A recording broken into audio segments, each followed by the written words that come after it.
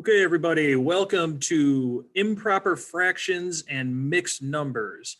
I wanted to shoot this video because I think this is kind of a tough concept for the kids to understand, and it's one of the first things we do when we start talking about fractions. And it also adds into the concept of equivalency, how things that look different are actually still worth the same amount. And that's the big term I like to say. They look different, but they're worth the same amount. So I like to use pictures for this lesson and tell stories to try and give them the idea of what I'm talking about. So using a math template that we use in the classroom to draw our circles. We do a lot of circles in my class. So let's get started and I'll show you how this works. So this story problem here says 3 friends share 4 chicken quesadillas equally. How many quesadillas did each friend get? It would be really easy if we could just throw one away, wouldn't it be? And everybody just gets one, but then we wouldn't be doing any fractions here. So the first thing I had the kids do is we draw out the 4 chicken quesadillas.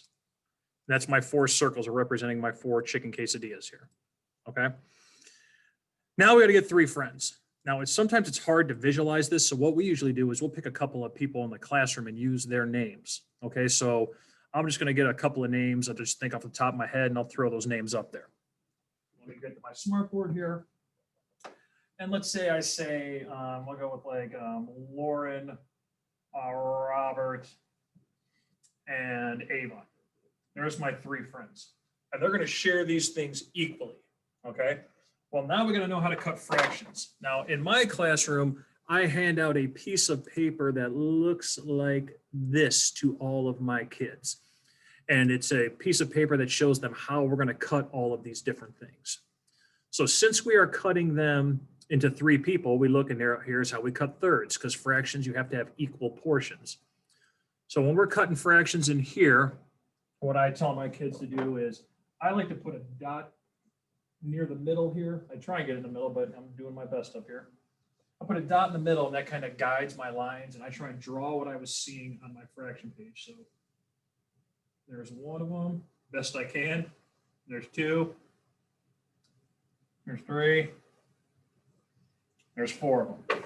And now what we do is we start handing out the portions to people. So I use those initials. So we're going to go L, R, A, L, R, A, L, R, A, L, R, A.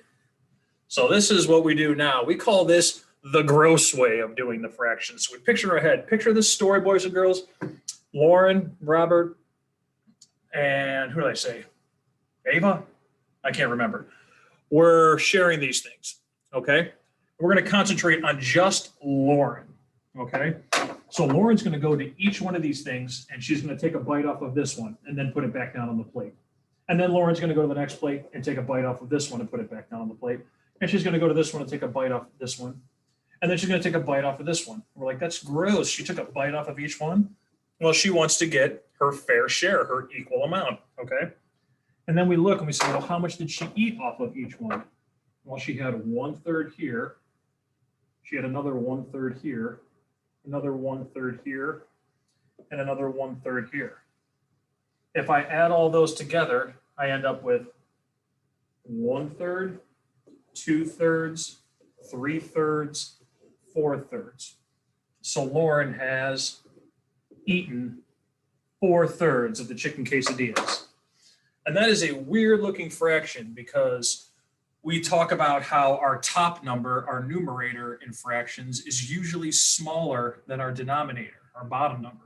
So this is a weird looking fraction. This is a fraction that we call an improper fraction. And we talk about how im is a prefix that means not. It's not a proper fraction. It looks weird because our top is bigger than our bottom, and that's not normally how fractions look. But that's okay because Lauren has eaten that much. She's eaten more than 1, actually.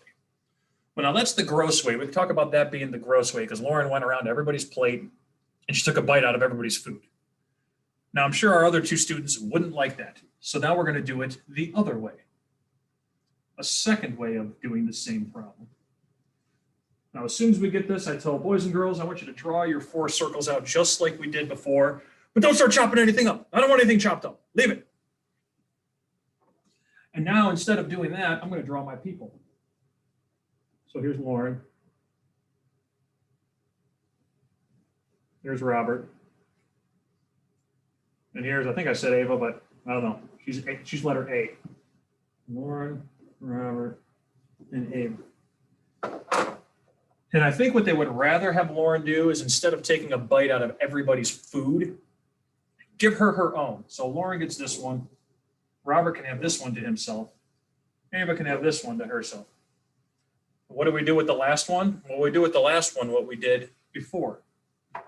We got 3 people. Let's divide that thing up equally. So we got to cut it into thirds. And once again, we had Lauren, Robert, Ava. And now I'm just going to concentrate on just Lauren one more time. I must just concentrate on one person to figure out my portion size. So Lauren is going to get one big one all to herself. So there's one big one all to herself. And then she gets this one little piece, and that's 1 out of 3 pieces. So that's 1 and a 1/3. She's eating the same amount. We just did it a different way. We did it the non-gross way, as we call it in class. So this different way that we did it, it's a mixture between a big number and a fraction. We call that a mixed number. And a mixed number is our big number and our fraction. Okay. And then we talk about how these are, the cool thing about these guys is even though we did it a different way, and 4/3 and 1 1/3 look a different way, that Lauren actually ate the same amount of food in both problems. She just did it a different way. Okay. I'm going to take you up a level. We'll take you to level 2 here where it gets a little bit more difficult. I'm going to change the numbers in the problem, and I'll show you why this one is a little bit more difficult. So on this problem, I changed the numbers. Instead, I did 2 friends, and they're going to share 7 chicken quesadillas equally. How many did each friend get? All right, once again, I like to do stories in my head because they help me to see it. I'll say, how about this? We'll do Chris and Sherry. And there's 2 people, so we look at how we're going to cut these things in half now. That's how we cut things in half.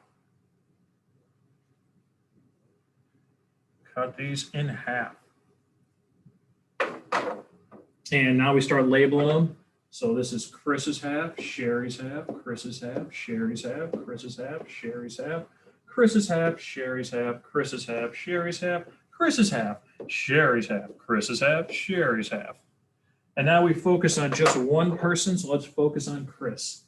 Chris is going to take a bite out of this one right here. He's going to take a bite out of this one. He's going to take this bite, that's his part. He's going to eat this piece, that's his part. Eat this piece. He's going to eat this piece. And he's going to eat this piece. And now I look and I go, well, these are all halves, right? Yeah. So this was, Chris is eating half of this one. He's eating half of this one. He's eating half of this one. Half of this one. He's eating half of this one. Half of this one. And half of this one. Okay. Well, now we just put all of our halves together. 1 half, 2 halves, 3 halves, 4 halves, 5 halves, 6 halves, 7 halves. So Chris has eaten 7 halves. And that is our gross way. That's the improper, the not proper fraction way of doing that.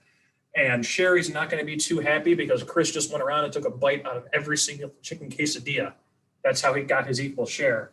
And she says, that's disgusting. I do not want you touching every single one. And we said, okay, well, let's see if we can do it a different way.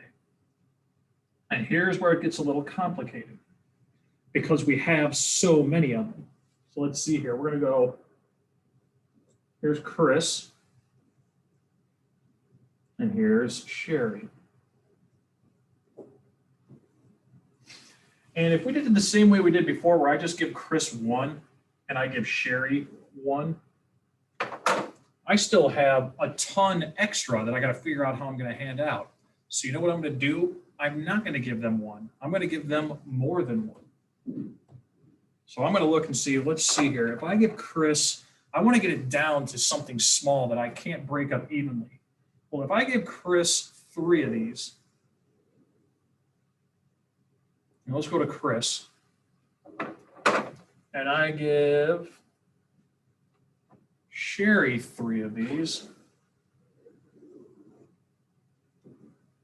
That leaves me with one left over to split.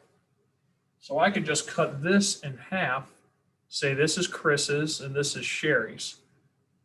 Now I'm going to focus on one person and say, okay, well, how much is each person going to get then? So Chris, let's look at just Chris. That means Chris is going to get 3 whole chicken quesadillas to himself. And then he gets this half for himself.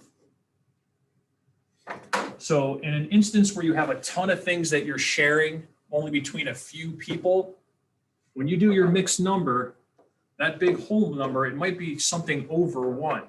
Because we want to make sure everybody, the whole thing with this is making sure everybody's sharing equal amounts, okay? So once again, on the first problem we did, there's one way of splitting that up. We cut those all into thirds, and then you take a bite out of each one, the improper fraction way. And the second one, instead of doing it that way, we lay the people out and we try and give everybody a whole, and then we see what's left over. And that is mixed numbers and improper fractions and how we show that they are actually equivalent, even though they look a little bit different.